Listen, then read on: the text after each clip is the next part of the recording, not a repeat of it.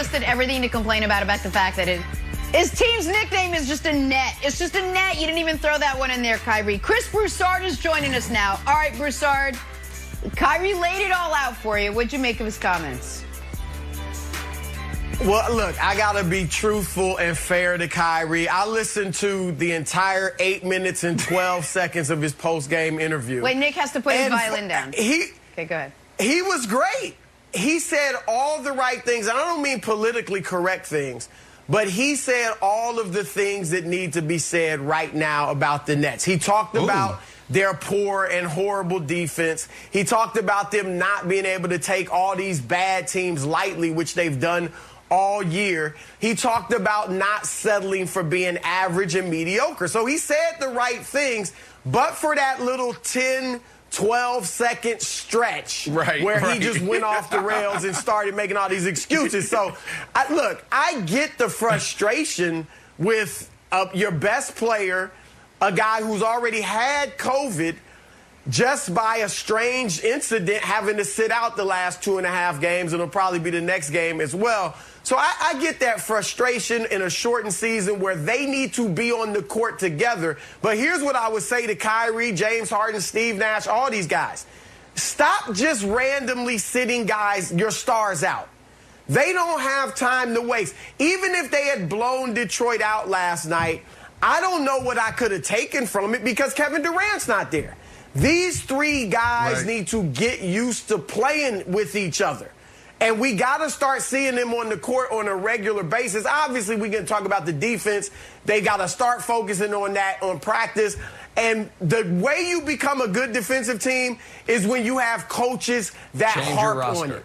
Most players by themselves are not going to just say, buckle down and play great defense. They got to start harping on it in practice more so than the offense. So a few things here. One is, you're right, Kevin Durant wasn't there. And you just can't expect James Harden and Kyrie Irving to be able to deal with Jeremy Grant and a Plumlee brother without KD. So I get it. You can't hold this loss against them. The Nets obviously were outmanned and outgunned last night by the Detroit Pistons. And guys, I know we can't talk about the defense because how do you talk about something that doesn't exist? You just can't. I mean, they allow 120 every single night. Every night, it's 120. It's a race to 130, and we'll see if we beat you there. So, and this idea that no, they just need to buckle down. That Kyrie Irving is all of a sudden going to become something other than a horrid defensive player. That all of a sudden DeAndre Jordan is going to find the time machine Elon Musk is working on and transport himself to 2015, and that's going to be their rim protection. That's not gonna happen. And I do empathize with Kyrie. It's been a long ongoing story throughout NFL or NBA history, the league's grudge and the refs' grudge against the New Jersey and Brooklyn Nets. I mean, poor Jason Kidd had to deal with it. Vince Carter had to deal with it. KG and Paul Pierce had to deal with it. They've always hated that team, and the refs officiate them accordingly. But I'm just asking to Brandon, to Broussard, at what point does the fire get big enough for you to say there might be a fire? At what point do you got to get to 7th in the standings? Do you have to lose more than twice to the Wizards? Just tell me when. Brandon, when can the fire start to engulf you enough to where you're a little concerned? A little concerned. We talked about this 3 weeks ago. I did the same thing. I said, wake me up in mid-March. You know this, Nick. Well, these guys aren't playing. What's today's date? Like, what do we know? What do we know these guys for? We know them for their offense. Now, there's some role players. There's some guys on the bench that they need to do a better job. They need to play more efficient on that side of the court. But when you look at KD, James Harden, Kyrie Irving, we know them for their offense. That's why we talk about them. So when you're a superstar and you score the ball, score the ball the way you do, when do you get going on the defensive side? When there's elevated competition and there's people in the crowd.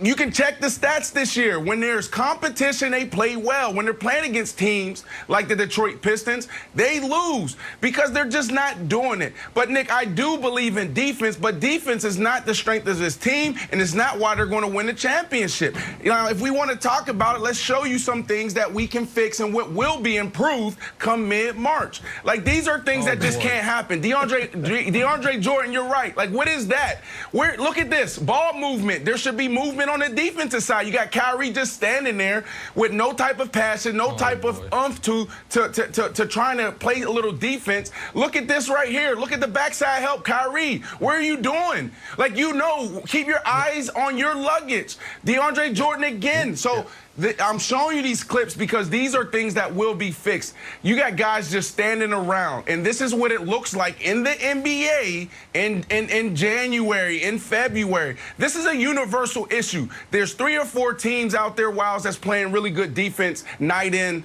and night out. That's the situation here.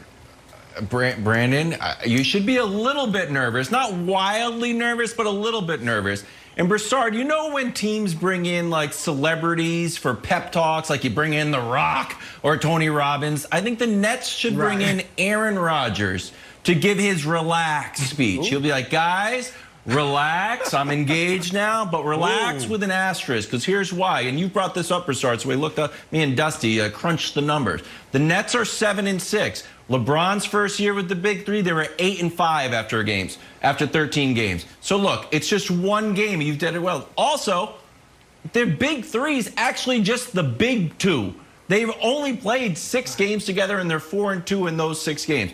So I feel like there's plenty of time. However, here's the asterisk. This play was getting a lot of play on social media where DeAndre Jordan is basically, I'm not saying giving up, but it's not, you know, this is not Defensive Player of the Year. After like, go ahead, get one. There you go. It's like something you do with your buddy, or if you're playing basketball with like your mom, and you're like, oh, good shot, mom. And then there you see Harden talking to DeAndre Jordan about defense, which I don't know if I'm like, hold on, is this James Harden lecturing me about defense? So you know, in a bad spot. So I think there's time to relax, but there is cause for concern. So I know those feel like they're two competing statements, but the worry meter is ratcheting up by the day, Broussard. Wiles, I like this interaction between Harden and DeAndre Jordan. I like James getting on him. And if you looked at DeAndre's comments after the game, he took ownership. He said, look, we have to play defense, but mainly me. He's like, this is what I'm here for. He didn't say it this way, but he's giving you 7 points a game. All right, if he's not defending, what in the world is he out there for? So he took ownership of it. He listened to Harden. You know, guys should be able to, you got to be able to talk this way amongst yourselves. So I like that. Let me throw out a little something that's going to wipe the smirk off of Nick's face and cleanse him of this nasty attitude he has toward the Nets. All right, Nick, the Nets are 7-1 with all the disjointed rosters, and, you know, he's here one game, he's not here. Durant's sitting out, James Harden's out, Kyrie's out. 7-1 with teams with a better than 500 record. That includes Denver, Utah, Boston, Milwaukee, Philadelphia, and the Clippers. Every elite team except the Lakers. They've beaten.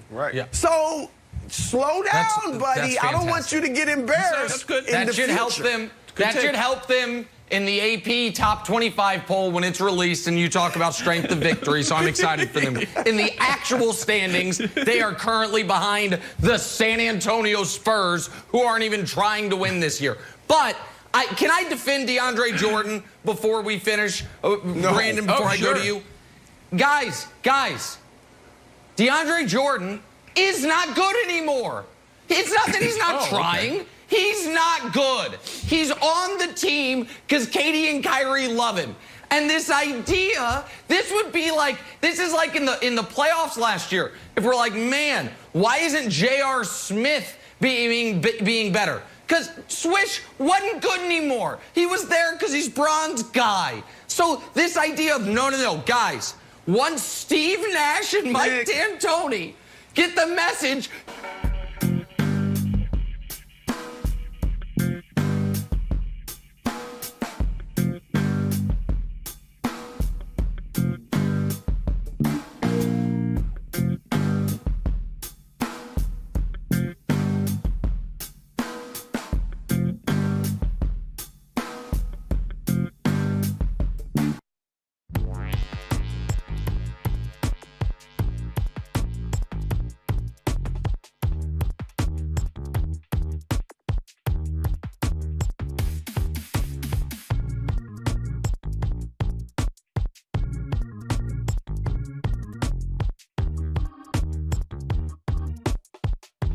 And you just can't expect James Harden and Kyrie Irving to be able to deal with Jeremy Grant and a Plumlee brother without KD. So I get it. You can't hold this loss against them. The Nets obviously were outmanned and outgunned last night by the Detroit Pistons.